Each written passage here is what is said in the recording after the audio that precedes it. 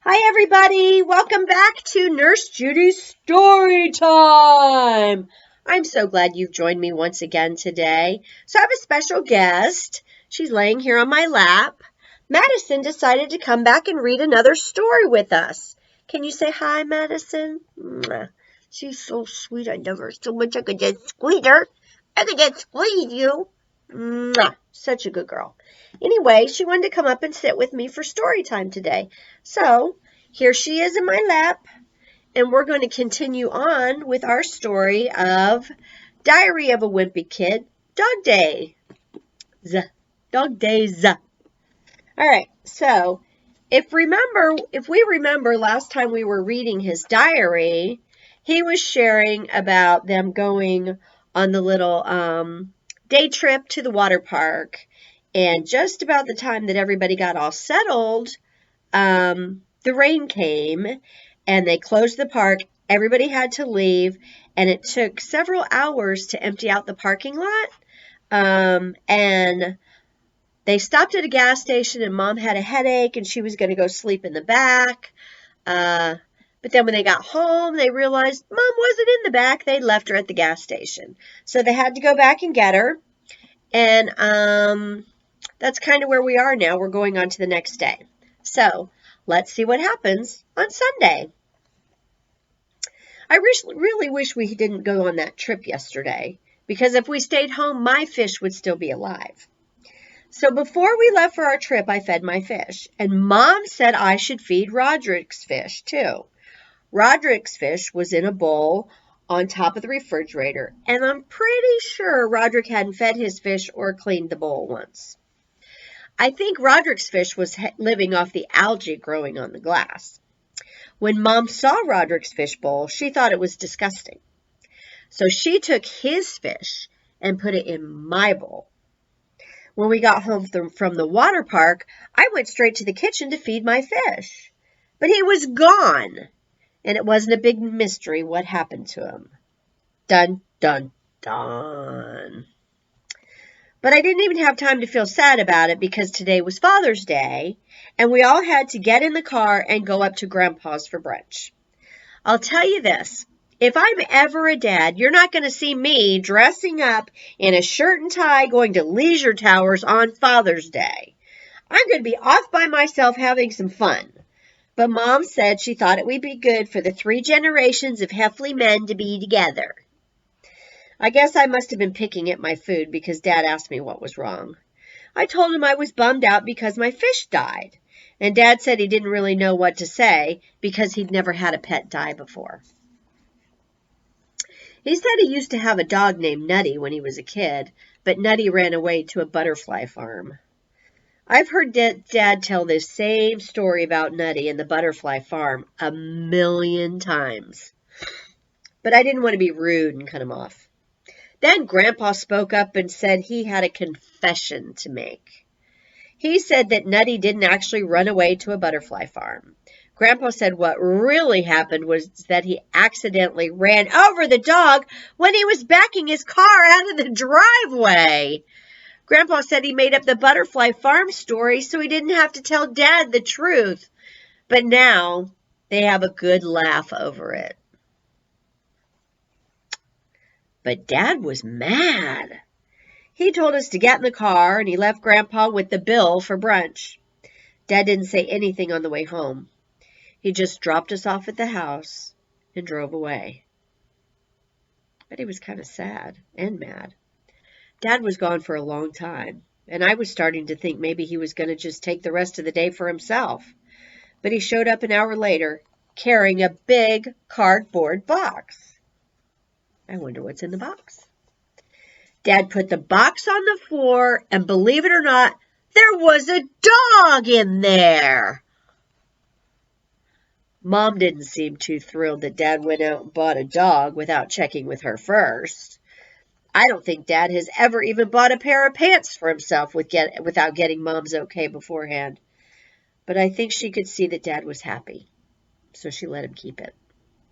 At dinner, Mom said she should come up with a name for the dog. I wanted to name something cool like Shredder or Ripjaw, But Mom said my ideas were too violent. Manny's ideas were a whole lot worse, though. He wanted to name the dog an animal name like elephant or zebra. Zeb for short, Manny said. Roderick liked the animal name idea, and he said we should call the dog Turtle.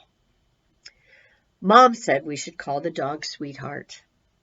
I thought that was a really terrible idea because the dog is a boy, not a girl.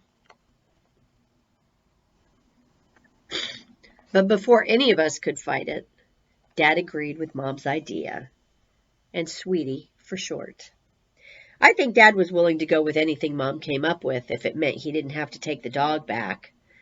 But something tells me Uncle Joe would not approve of our dog's name.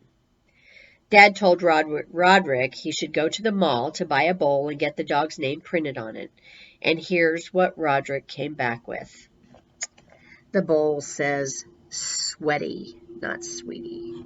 Oh, Roderick. I guess that's what you get when you send the worst speller in the family off to do your errands. On Wednesday, I was really happy when we got our dog at first, but now I'm starting to have second thoughts. The dog's actually been driving me crazy. A few nights ago, a commercial came on TV, and it showed some gophers popping in and out of their holes. Sweetie seemed pretty interested in that, so Dad said, "Where are the gophers, Sweetie? Where are they, boy?" That dog got Sweetie all riled up, and he started barking at the TV. Now Sweetie barks constantly at the TV, and the only thing that gets him to stop is when the commercial with the gophers comes back on. But what really bugs me about the dog is that he likes to sleep in my bed, and I'm afraid he'll bite my hand off if I try to move him. And he doesn't just sleep in my bed. He sleeps right smack in the middle. Dad comes in my room at 7 every morning to take Sweetie out. But I guess me and the dog have something in common because he doesn't like getting out of bed in the morning either. So Dad turns the lights on and off to try to make the dog wake up. Come on, Sweetie. Get up. Get up. Get up. Get up. Get up. Get up. You know, Madison's like that. She doesn't like to get up in the morning either. Actually, when we turn the lights on to get up in the morning, she hunkers down and makes herself really small, and she just goes deeper and deeper under the covers. It's so cute. And then all you see is her little nose poking out of the covers. Yesterday, Dad couldn't get Sweetie to go outside, so he tried something new. He went to the front of the house and rang the doorbell, which made the dog shoot out of the bed like a rocket. The only problem was he used my face as a launching pad. Been there, done that. It must have been raining outside this morning because when Sweetie came back in, he was shivering and soaking wet. Then he tried to get under the covers with me to get warm. Luckily, the muddy hand has given me a lot of practice with that sort of thing, so I was able to keep him out. On Thursday, this morning, Dad wasn't able to get the dog out of my bed no matter what he tried.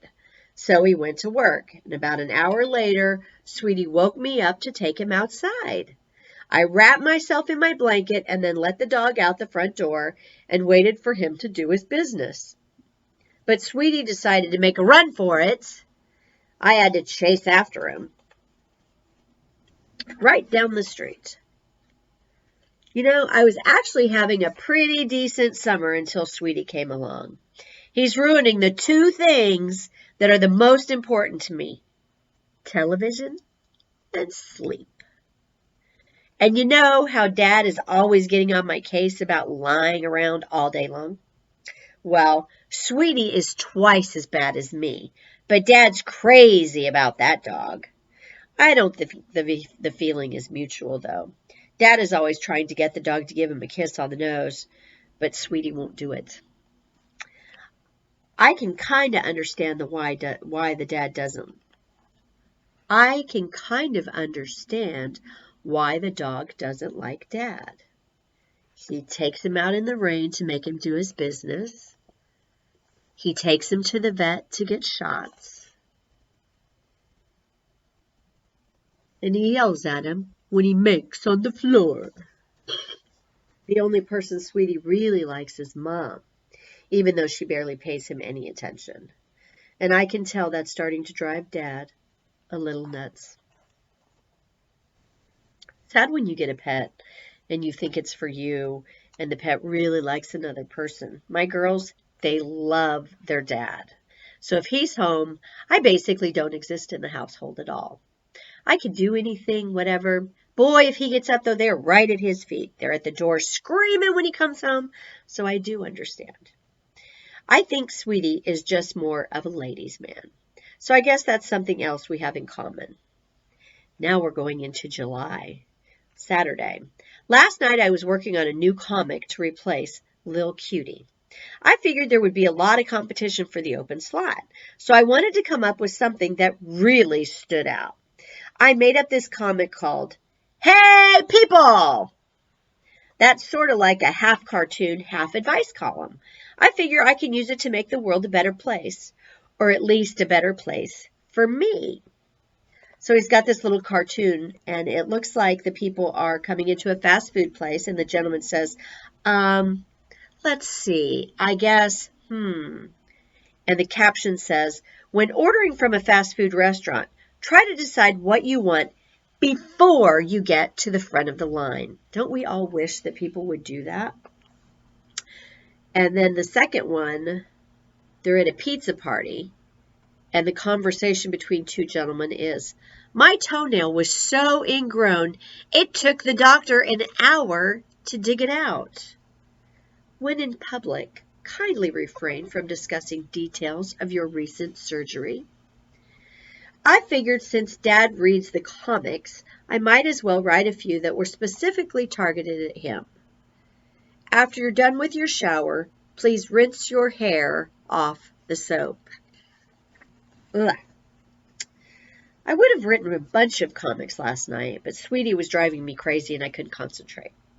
While I was drawing, the dog was sitting on my pillow, licking his paws and his tail, and he was really getting into it. Whenever Sweetie does that, I have to remember to flip the pillow over when I go to bed. Last night I forgot when I laid down, I put my head right on the wet spot. Ew! That's Abigail in the background doing just like what Sweetie does. If somebody walks by the house, she barks and barks and barks and barks to let us know somebody's there. Speaking of licking, Sweetie finally kissed Dad last night. It's probably because Dad had a potato chip on his breath. And I think dogs have automatic response to that sort of thing. Can you hear them singing in the background?